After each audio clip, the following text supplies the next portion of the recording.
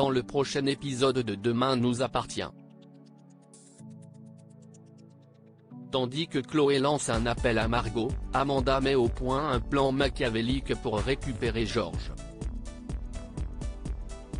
Marianne, de son côté, fend enfin sa carapace et laisse parler ses émotions. Attention, les paragraphes qui suivent contiennent des spoilers sur l'épisode de Demain nous appartient diffusé demain soir sur TF1. Si vous ne voulez rien savoir, passez votre chemin. Mardi 19 février dans Demain nous appartient. Chloé lance un appel à Margot. Folle d'inquiétude pour Margot, Chloé fait part de la grossesse de l'adolescente à Jessica, Bart et Mathias et leur demande de la prévenir si l'on de ses nouvelles. Avec l'aide d'Anna, elle diffuse ensuite une vidéo sur les réseaux sociaux dans laquelle elle prévient Margot de son état et lui demande de rentrer au plus vite. De son côté, malgré l'insistance de Kylian pour qu'elle ne minimise pas sa douleur, Margot refuse d'aller consulter un médecin, de peur qu'ils reconnaissent leur signalement.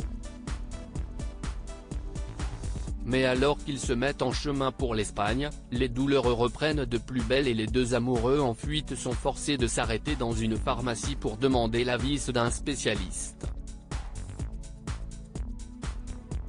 Lorsqu'ils finissent par ressortir de la pharmacie avec des calmants, ils aperçoivent Karim, qui a retrouvé la trace de la voiture qu'ils ont volée, et se cache derrière une poubelle pour ne pas être repéré, alors que Margot continue de souffrir le martyre. Amanda tente de récupérer Georges alors qu'elle rend une petite visite à Georges pour lui changer son pansement. Amanda tombe sur un MMS de Victoire destiné à Georges qui ne laisse plus aucun doute sur leur relation.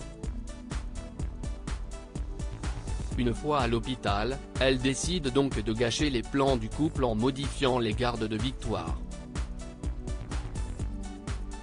Résultat, Georges se retrouve seul pour la soirée et Amanda en profite pour débarquer à la coloc du champagne à la main afin d'enterrer la hache de guerre et de tenter de le reconquérir. Et le jeune flic a beau lui assurer qu'il n'est pas intéressé et qu'il souhaite qu'ils restent amis, Amanda ne se démonte pas.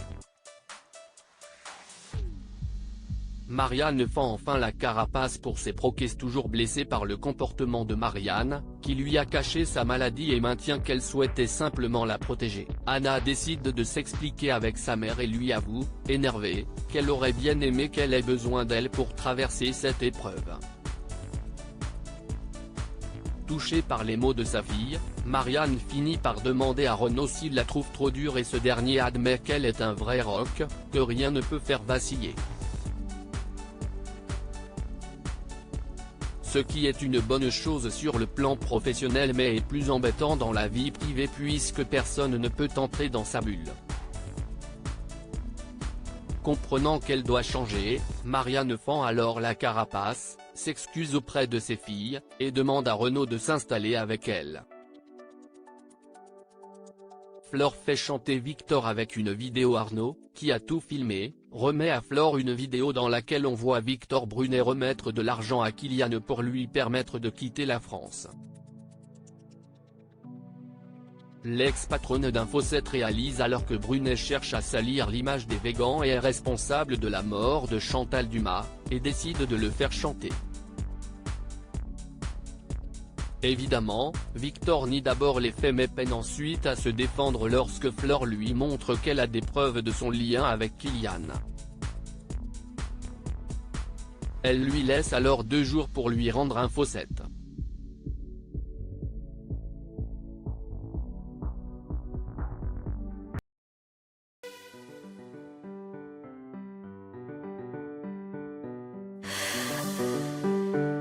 나